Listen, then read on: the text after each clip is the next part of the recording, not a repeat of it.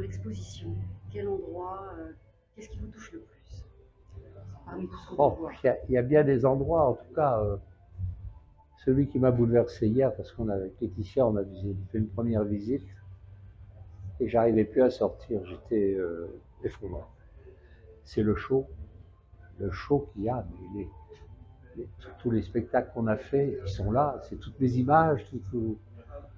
Et là, hier, je dois dire que j'étais bouleversé, j'arrivais pas à sortir. J'arrivais pas à sortir. Après, bah, il y a Il y a son bureau où il a passé, et j'allais presque dire, où on a passé tellement de temps. Son bureau qui est là, le couloir de la solitude avec la croix au bout, c'est également un endroit magnifique. Mais vous savez, franchement, le travail qui a été réalisé là, je peux vous dire, il doit être fier là-haut parce que c'est digne de lui. C'est vraiment, je trouve ça formidable. Voilà, je n'ai pas de mots. J'allais vous poser la question, d'après vous, qu'est-ce que Johnny penserait de l'exposition? Il peut être que fier. Il peut être que fier. Il peut être que fier. C'est tellement bien rendu. C'est tellement bien sa vie, même son intimité. Sa salle de cinéma, ses objets personnels, sa collection de couteaux, sa collection de bijoux. C'est non, il peut être fier du travail qui a été réalisé. C'est digne de ces grands spectacles, voilà. Tout à fait. Justement, dans ce bureau, qu'est-ce qui, évidemment, il y a beaucoup de choses, beaucoup d'objets, qu'est-ce qui caractériserait vraiment Johnny? Qu'est-ce qu'il aimait? Où est-ce il aimait s'installer? Ah bah son bureau, c'était son fauteuil. Dans son fauteuil, il y passait mais des heures, tout seul souvent, enfermé tout seul. Et il y passait beaucoup de temps, et c'est là que le 28 octobre de l'année de sa disparition, Laetitia et lui m'avaient invité, et le 29, et c'était le lendemain de mon anniversaire en fait. Et ils m'ont fait un anniversaire surprise, qu'elle a mis sur les réseaux sociaux d'ailleurs. On l'a eu. Et on a passé l'après-midi ensemble, il m'a fait écouter toutes les chansons de l'album qui est sorti après sa disparition. Eh oui, Quel grand moment. il était encore bien, bon, il était sous perf quand même, il avait déjeuné avec nous là. Quand je suis venu le samedi d'avant qu'il s'en aille, et là il mangeait plus avec nous, hélas. Je savais que je ne le reverrais pas. C'était Laetitia qui m'avait dit, viens, tu vas dîner avec nous. Il fallait faire comme s'il n'était pas malade. Facile de jouer la comédie. Hein. Et puis après le dîner, il va lui dire au revoir, il va être content. J'ai dit, écoute, chérie, il est tellement fatigué. Non, si, il va être content et tout. Et donc je rentre. Je dis, mais dis donc, peut-être tu me manges un peu plus, il me semble que tu as maigri un peu. Tu as des mots à finir sur l'album. Et il me regarde et il me dit,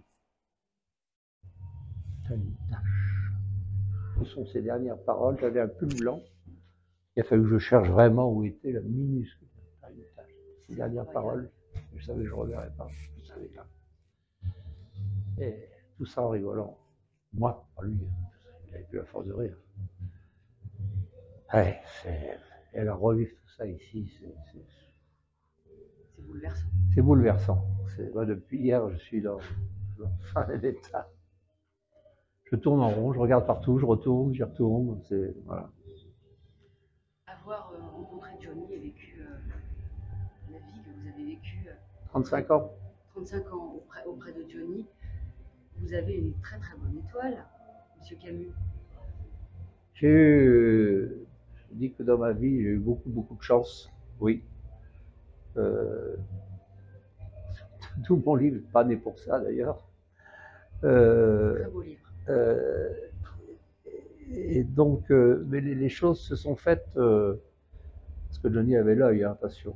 Et donc, moi j'organisais des bals et tout. J'avais sorti Les Chats Sauvages, le Normand. Et puis je faisais des balles, et puis avec Pascal Verdardin, on commençait à faire les internationaux, etc. Et puis, mon métier n'existait pas. C'est-à-dire que c'était un impresario, le comité des fêtes ou de football ou je ne sais quoi, Allô, bonjour, je voudrais faire un spectacle à tel endroit, tout, je voudrais tel artiste, combien, temps, il recevait une fiche technique. Et tout ça était évidemment organisé par des bénévoles. Donc c'était à l'arrivée de l'artiste, il y a tout ce qu'il fallait, il rentre en scène, il n'y a plus de sécurité, et pour recharger le matériel, plus personne. Bref. Et moi un jour, je me suis dit, moi aussi je vais me payer un Hallyday. Et j'ai acheté un Johnny Hallyday le 15 mars 1979, à 1975, pardon, à Rouen, sous chapiteau.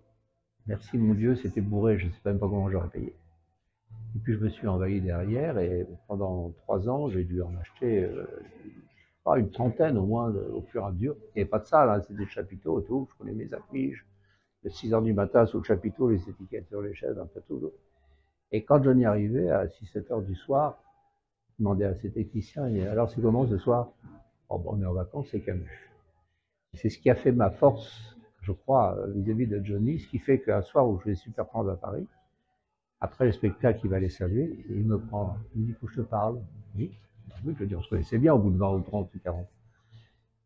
Et il me dit, tu sais que j'ai viré mon impresario, mon orchestre, mon secrétaire, tout le monde. Je dis, oui, Tony, j'ai entendu. Tu accepterais de t'occuper de moi. Dans la bouche de Johnny Hallyday, tu accepterais de t'occuper de moi. C'est miraculeux. Voilà. Et pour moi, ça a été derrière un boulevard. Voilà. Merci beaucoup, monsieur Camille. Merci. Merci à vous.